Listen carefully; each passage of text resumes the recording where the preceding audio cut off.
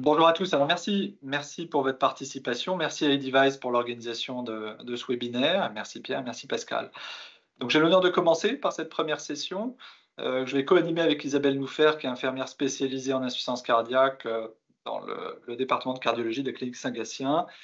Et nous allons vous parler de l'installation de la télésurveillance et de la gestion des alarmes et de la coordination entre le médecin et l'infirmière pour optimiser la prise en charge.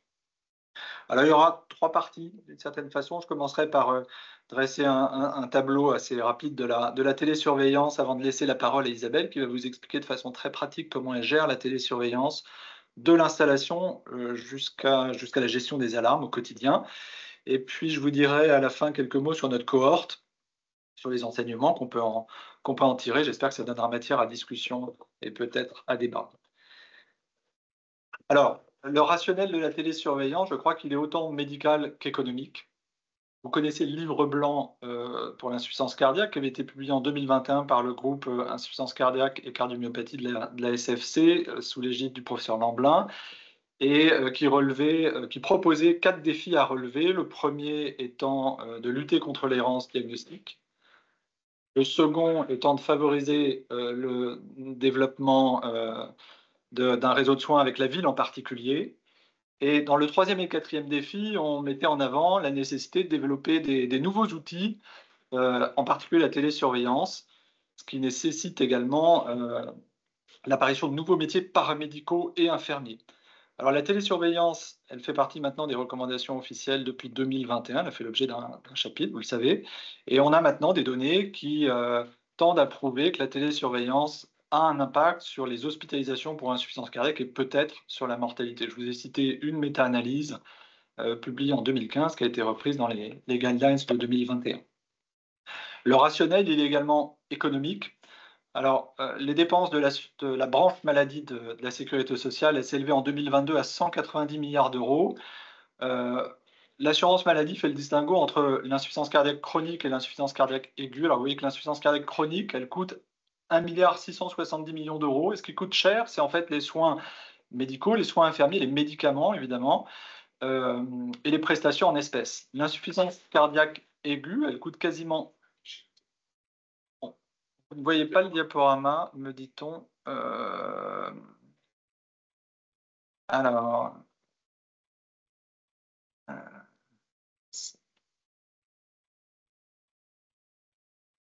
faut que je partage l'écran, peut-être. Partager, c'est ça. Mince, alors, en train de me déconnecter, en fait. Ton écran, Guillaume ? Non. Non, alors attends, Voilà. comment est-ce qu'on... Ah oui, partager. Oui, c'est ça, je pense.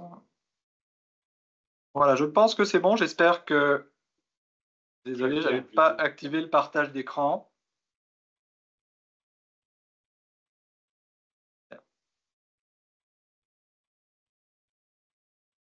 D'accord. Fichage. Voilà. Je pense que c'est bon. Donc l'insuffisance cardiaque aiguë coûte quasiment aussi cher que l'insuffisance cardiaque chronique. Ce qui coûte cher, vous voyez, c'est moins les soins médicaux, infirmiers, les médicaments que l'hospitalisation, qui représente un coût pour la collectivité de plus d'1 milliard d'euros par an. Donc l'assurance maladie, sur la base des données médicales et économiques, a proposé la prise en charge de la télésurveillance, qui est chose faite depuis mi-2023. Voilà, les patients sont éligibles à la télésurveillance dès lors qu'ils ont été hospitalisés pour une décompensation cardiaque dans l'année qui précède, ou dès lors qu'ils sont en classe 2 avec une élévation des peptides natriurétiques, soit un BNP supérieur à 100, soit un NT-proBNP supérieur à 1000. Les patients non éligibles sont ceux qui sont dans l'incapacité d'utiliser le dispositif ou ceux qui refusent la collecte et la transmission de leurs données. Alors, le dispositif qu'on utilise à la clinique Saint-Gatien, c'est le Toucan, qui a l'avantage d'être simple. On propose aux patients une balance ainsi qu'un oxymètre de pouce qui va permettre de collecter chaque jour le poids du patient, donc sa fréquence cardiaque et sa saturation en oxygène, données qui vont être transmises vers une interface web qui va potentiellement générer des alertes dès lors que les constantes s'écartent de valeur seuil. Alors, une fréquence cardiaque supérieure à 110 par minute, une désaturation de plus de 90% ou une prise de poids de plus de 4 kg par rapport au poids de référence ou sur 4 jours. Voilà, alors ça nécessite une organisation assez rigoureuse. À Saint-Gatien, nous sommes 16 cardiologues, 6 hémodynamiciens et 3 chirurgiens cardiaques, donc tout le monde s'occupe un peu d'insuffisance cardiaque, mais je pense qu'on peut dire qu'on est 7 à être directement impliqués dans la prise en charge au quotidien de l'insuffisance cardiaque. Ça nécessite également la participation pleine et entière d'une équipe paramédicale qui comprend 4 personnes, donc 2 assistantes médicales, Aurélie Brault, Maria Wilhelm, et 2 infirmières, Christine Goujon et Isabelle Nouffer, qui est donc une infirmière spécialisée en insuffisance cardiaque. Et nous bénéficions aussi du support technique de eDevice avec un numéro vert qui permet aux patients de joindre la société dès lors qu'il y a un problème technique. Voilà, je laisse la parole à Isabelle qui va vous expliquer comment est-ce qu'elle gère la télésurveillance en pratique. Tout à fait. Hop, ainsi. Donc moi, je voudrais revenir sur l'infirmière ISPIC. Donc c'est une infirmière spécialisée dans la prise en charge de l'insuffisance cardiaque, donc sous protocole de coopération. C'est un élargissement des compétences de l'infirmière par rapport à son rôle propre. Donc, l'élargissement des compétences, il y a 3 catégories d'actes dérogatoires. Donc, dans un premier temps, la réalisation des consultations, donc en présentiel ou à distance. En présentiel, dans le cadre des consultations de titration, où là, on voit les patients bien souvent sortis d'hospitalisation à 15 jours, 3 semaines de leur sortie d'hospi, pour l'optimisation de leur traitement en vue d'atteindre des doses maximales tolérées des médicaments de l'insuffisance cardiaque. Donc ça se fait vraiment en présentiel et après, il y a des consultations qui sont non programmées dans le cadre d'une suspicion de décompensation cardiaque où là, grâce à la télésurveillance, on peut faire éventuellement venir le patient si on n'arrive pas à par l'intermédiaire des diurétiques et essayer de ralentir un petit peu la décompensation cardiaque, on a la possibilité de les faire venir. On agit également sur la télésurveillance, donc on a la possibilité de poser l'indication, de prescrire, recueillir les alertes jusqu'à la prise de décision de la conduite à tenir. Donc en l'occurrence, la majoration du Lasix, le fait de faire venir les patients en consultation non programmée ou autrement la décision à prendre pour hospitaliser le patient. Tout ça, on discute du dossier avec le cardiologue référent du patient. Et on a aussi un rôle dans l'orientation médicale des patients. On peut les orienter vers différents professionnels médicaux.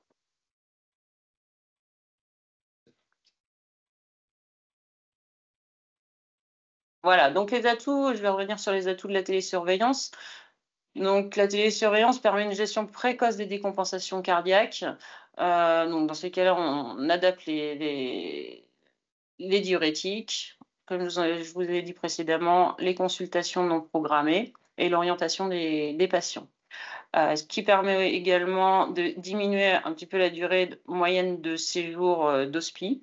Le patient sort avec sa télésurveillance. Voilà, il y a un moyen de le suivre à distance grâce à la télésurveillance et on limite aussi le nombre de réhospitalisations du fait de la prise en charge précoce de la décompensation cardiaque à distance. Un lien renforcé avec le patient est plutôt rassuré d'avoir un lien direct avec la clinique, d'avoir un numéro où on reste quand même joignable relativement facilement toute la semaine, voire même le week-end, car c'est les urgences cardio qui prennent le relais dans ces cas-là, le cardiologue toujours présent aux urgences. Donc voilà, le patient se sent quand même bien rassuré de sortir de l'hospi avec la télésurveillance. Et également, nos patients, on leur apprend effectivement à détecter les signes de décompensation cardiaque, donc les signes EPOF. On éduque nos patients avant la sortie d'hospi. Je n'arrive pas. Allez, voilà.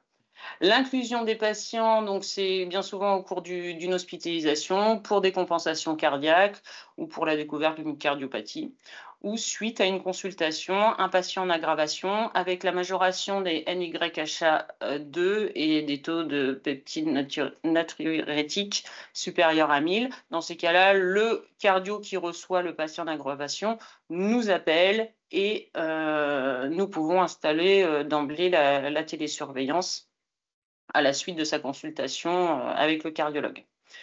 Ou également un patient ayant été hospitalisé pour des compensations cardiaques dans un autre hôpital, on le voit à la clinique, le patient prend rendez-vous avec un cardiologue de la clinique et à ce moment-là, on peut inclure le patient car il rentre dans les critères d'inclusion. Comment se passent les inclusions de nos patients? Donc, bien souvent, après la phase aiguë, 2 à 3 jours avant la sortie d'hospitalisation, le cardiologue référent des services de soins au sein de la clinique, hein, à savoir qu'on a quand même des urgences cardio séparées des urgences G. Donc, déjà, les patients sont déjà bien orientés. Ensuite, on a des services d'USIC, services de médecine cardio, services d'USC.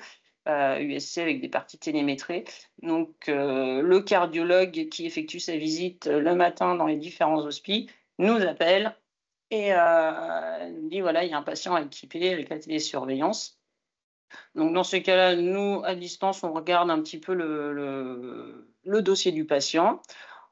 On va en chambre avec le patient et on recueille son consentement avec archivage dans le dossier du patient. Hein. Le consentement est obligatoire quand le patient accepte le suivi de télésurveillance. Bien souvent, nos patients, de toute façon, sont déjà informés par le cardiologue de cette télésurveillance. On explique le matériel de la télésurveillance. On installe le matériel en chambre avec le patient en lui expliquant voilà, le boîtier principal sur une prise de courant. Ça capte le réseau très facilement avec une balance connectée et un oxymètre également connecté en Bluetooth. Et on effectue les premières mesures avec le patient. À savoir que on passe tous les jours voir nos patients à qui on a installé la télésurveillance dans les services. Donc là, comme ça, les patients peuvent nous reposer des questions sur le matériel. On peut les aider à reprendre les mesures s'ils n'ont pas tout saisi, hein, de façon à ce qu'ils soient autonomes à la sortie de l'hospitalisation quand ils retournent à domicile. On leur indique aussi la gestion des alertes. Donc, comme je vous ai dit, nous, on a une ligne directe dédiée à tous nos patients qui sont télésurveillés, donc du lundi au vendredi.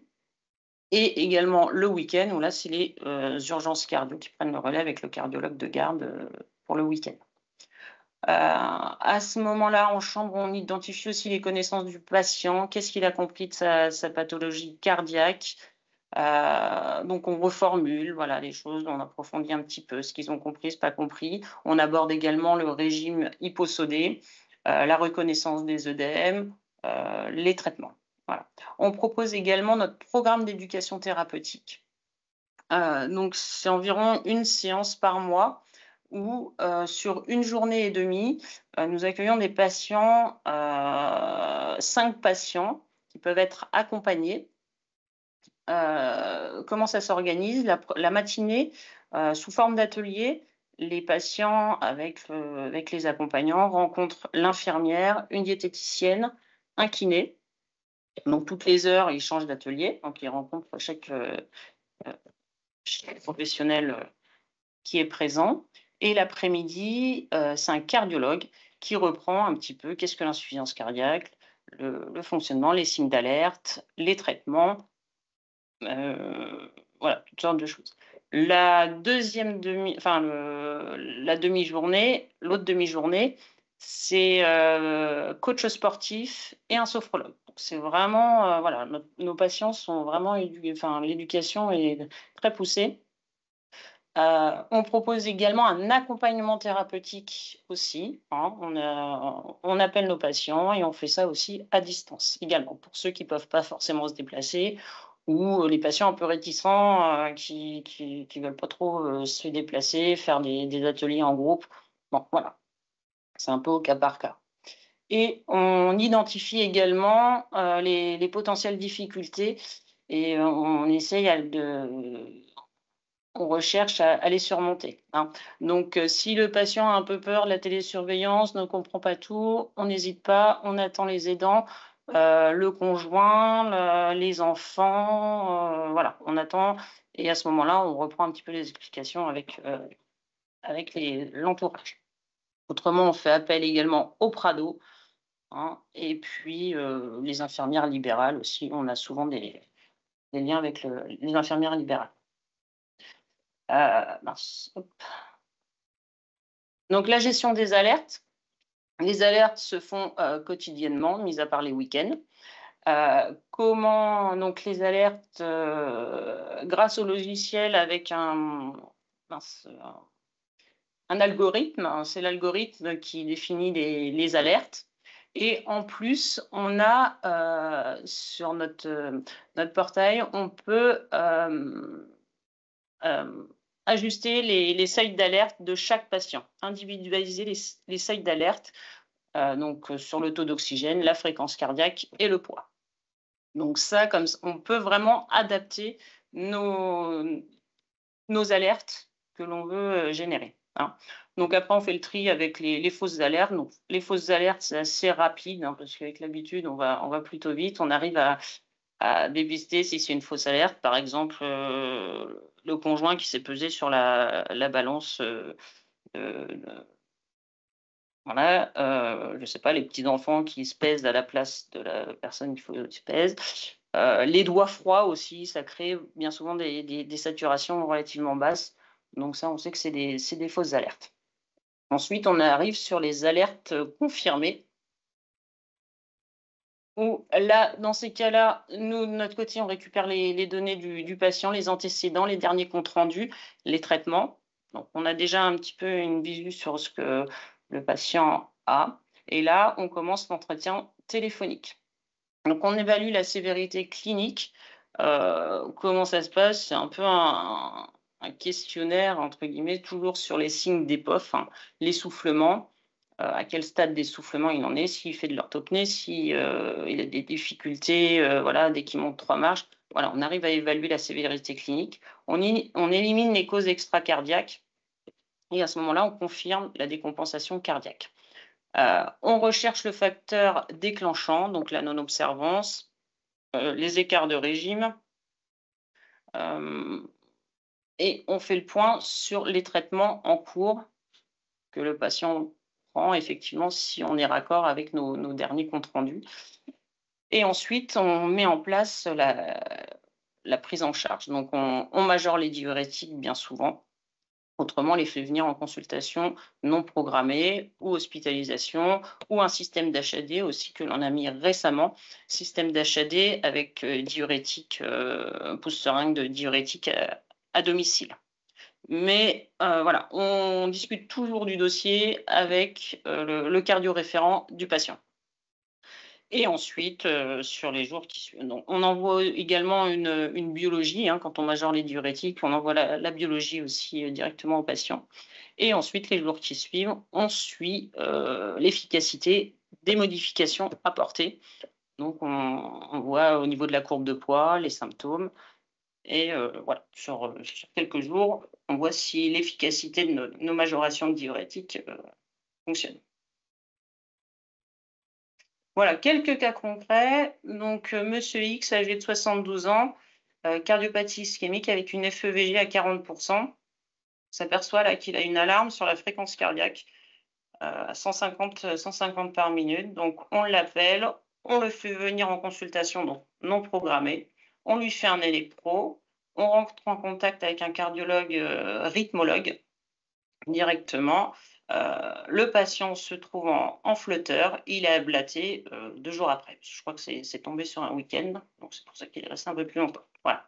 Donc il n'y a pas eu de décompensation, entre guillemets, parce qu'il n'y a pas eu de prise de poids, la fréquence cardiaque était bonne, et le patient n'était pas plus symptomatique que ça. Voilà. Ça, c'est le premier cas. Le deuxième cas, donc là, alarme sur le poids. Voilà. Le patient nous appelle, voilà, mon appareil est en alerte, qu'est-ce qui se passe? Je ne comprends pas. En remontant un petit peu, en essayant de trouver un peu les facteurs déclenchants de cette prise de poids, le patient nous dit qu'il y a 6 jours, environ 6-7 jours, il a été consulter son médecin traitant pour une crise de gouttes. Et le médecin traitant a arrêté le furosémide, donc a arrêté son Lasix et l'a mis sous kétoprophène. Voilà, donc il a pris 4 kilos en 6 jours.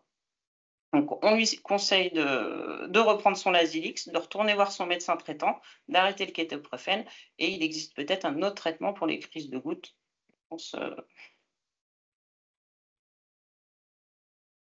Un autre cas, non, je ne sais pas, je ne vois pas là. Ah oui. Patient de 71 ans, cardiomyopathie hypertrophique avec une FEVG à 45%. Là, c'est une alarme sur la fréquence cardiaque. On voit qu'il est un petit peu plus rapide là, sur plusieurs jours. Et donc là, alarme à 120 battements par minute avec une perte de poids. Voilà, donc on rentre en contact et en fait, c'est un patient qui a la diarrhée, qui n'est pas bien depuis plusieurs jours, sous diurétique. Donc on lui conseille de diminuer son Lasix, de bien s'hydrater, d'aller voir son médecin traitant, et on s'aperçoit que les jours d'après, voilà, le patient retrouve un petit peu son poids un peu initial, quoique il en a perdu un petit peu. Voilà, en cours de route. Je repasse la main à Guillaume. Merci Isabelle. Alors quelques mots sur notre cohorte. On a pris le parti, vous vous en rendez compte, de proposer la télésurveillance à tous les patients insuffisants cardiaques dès lors qu'ils sont éligibles. Je me suis intéressé aux patients qui avaient été inclus entre fin août 2021, ça correspond en fait à la date de la publication des guidelines actuelles, et le 6 mai 2024, qui représente 1318 patients. Alors certains évidemment ont interrompu la surveillance depuis, d'autres sont toujours sur la liste active. Vous voyez qu'on a essentiellement des hommes avec un sexe ratio 2:1. Les différents phénotypes d'insuffisance cardiaque sont représentés avec quasiment la moitié d'insuffisance cardiaque à fraction d'éjection altérée, le reste se partageant entre les fractions d'éjection modérément altérées et préservées. Et puis, si vous regardez la pyramide d'âge, vous voyez que finalement, elle est assez étalée. Et on a une moyenne d'âge de 76,6 ans, ce qui est un petit peu supérieur à la moyenne habituelle des patients insuffisants cardiaques. Voilà.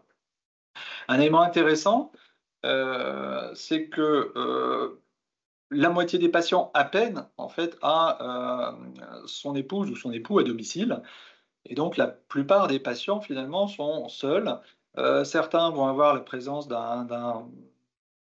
parents à proximité, des enfants, d'autres vont avoir des voisins, des amis, et puis quelques-uns ne vont avoir aucune présence. Donc finalement, on a à peine une majorité, enfin une petite moitié de patients qui disposent d'un conjoint à domicile. Alors c'est important parce qu'on a des papiers qui montrent que le fait d'être seul à domicile altère l'observance médicamenteuse. En tout cas, pour la télésurveillance, on ne sait pas, à ma connaissance, il n'y a pas de données.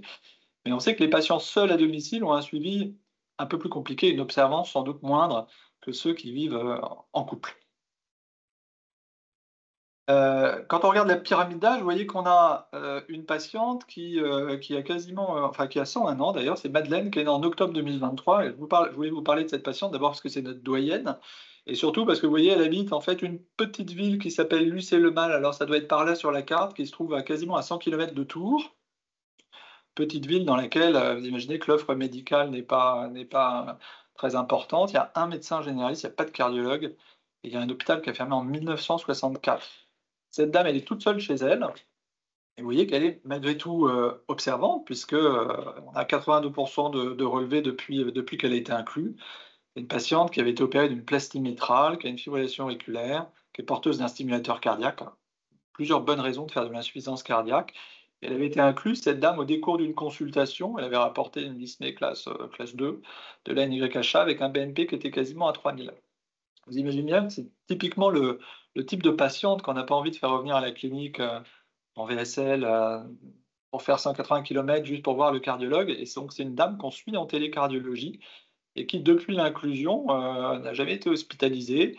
Il y a eu quelques ajustements de posologie diurétique qui ont été faits via la télésurveillance suite à des alertes.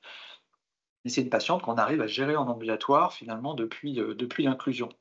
Cette dame, en fait, je l'appelais Madeleine Ozicat parce que vous vous souviendrez de l'étude Ozicat qui avait été publiée en 2020 par le professeur Galinier. C'était une étude ambitieuse puisqu'elle avait comme critère d'évaluation les hospitalisations toutes causes et la mortalité toute cause, pardon, et les hospitalisations pour insuffisance cardiaque. C'est une étude qui malheureusement était négative, mais qui en fait avait l'intérêt de pointer du doigt 3 groupes de patients qui pouvaient tirer bénéfice de la télésurveillance. C'était les patients isolés socialement, on a vu que ça représentait quasiment une bonne moitié de notre patientèle, les patients les plus sévères, et puis surtout ceux qui, évidemment, ont une bonne adhésion au dispositif de télésurveillance.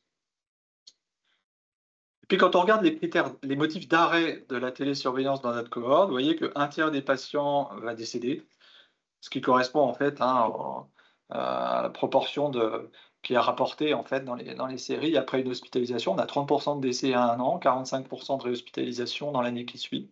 Donc un tiers de décès. La plupart, la grande majorité, en fait, va interrompre la surveillance après une discussion entre le patient et son cardiologue, soit l'initiative du patient, qui peut exprimer quand même néanmoins une forme de lassitude au bout d'un moment, et ça, quel que soit, je pense, le type de dispositif.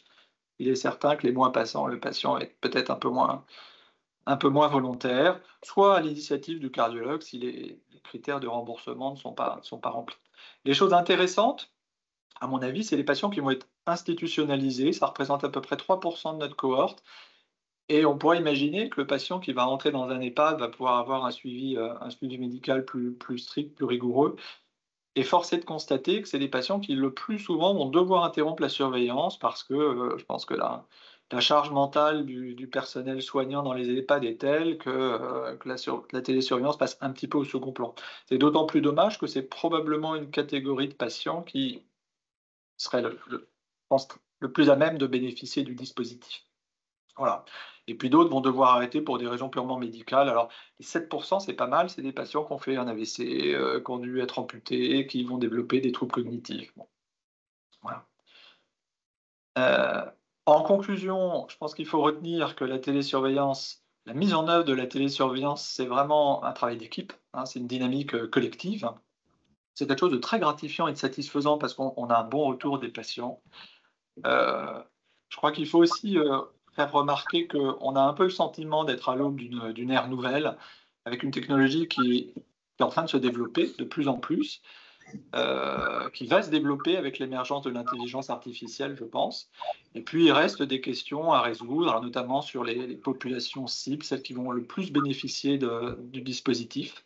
Des questions également sur la durée de la télésurveillance, qui est limitée à 1 an, en France, en tout cas, parce que dans les recommandations européennes, il n'y a pas de durée de préciser, mais les conditions de remboursement en France, c'est 6 mois pour la prescription initiale, avec un renouvellement éventuellement pour les 6 mois suivants.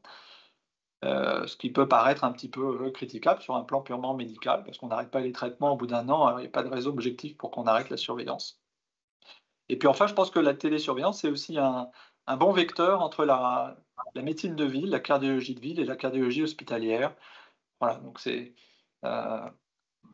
je pense, une technique à utiliser. Enfin, nous, en tout cas, c'est ce qu'on fait. Ça fait partie de notre arsenal thérapeutique au même titre que les médicaments et que le suivi en présentiel. Voilà ce qu'on voulait vous expliquer. Isabelle, je ne sais pas si tu as quelque chose à ajouter. On attend les questions s'il y a des questions. Mais écoutez, merci beaucoup pour cette présentation très intéressante, très pratique et très très claire. Avant de laisser la parole à Nicolas Louche, juste un petit mot, Guillaume, sur les conditions d'arrêt. Moi, je pense qu'à partir du moment où le patient a fait une ou plusieurs décompensations cardiaques durant l'année, il est vraiment dommageable pour lui, pour l'équipe médicale aussi, d'arrêter la télésurveillance. De même, si le NT-proBNP reste élevé avec des critères de sévérité du patient, une dysfonction ventriculaire gauche, je pense qu'il est également dommage d'arrêter. On avait discuté avec Emmanuel Berthelot lors du dernier topo. Je suis entièrement d'accord. Quand on regarde l'histoire naturelle de la maladie, c'est vrai qu'il peut paraître étonnant, au bout d'1 an, d'arrêter la surveillance. Ouais. On sait qu'une décompensation en appelle une autre. Et alors, certes, 45% de décompensation dans l'année de réhospitalisation dans l'année qui suit l'événement initial, c'est probablement la fenêtre à risque, la fenêtre la plus vulnérable, je dirais. Mais il est certain que les années passant, le risque de voir la maladie progresser en augmentant, il paraît un peu critiquable d'arrêter la surveillance. Ouais. Alors c'est une vraie question plus pour les pouvoirs publics, mais pour le remboursement en l'occurrence. Sur un plan médical, je pense qu'il n'y a rien qui vient. Et les patients ont du mal, effectivement, quand on leur dit que la télésurveillance, d'arrêter la télésurveillance, les patients ne comprennent pas. Pour eux, voilà, arrêter la télésurveillance, pourquoi arrêter la télésurveillance? Je suis surveillance, donc voilà. Ouais, c'est souvent mal vécu quand le patient n'est pas OK pour l'arrêter. Complètement.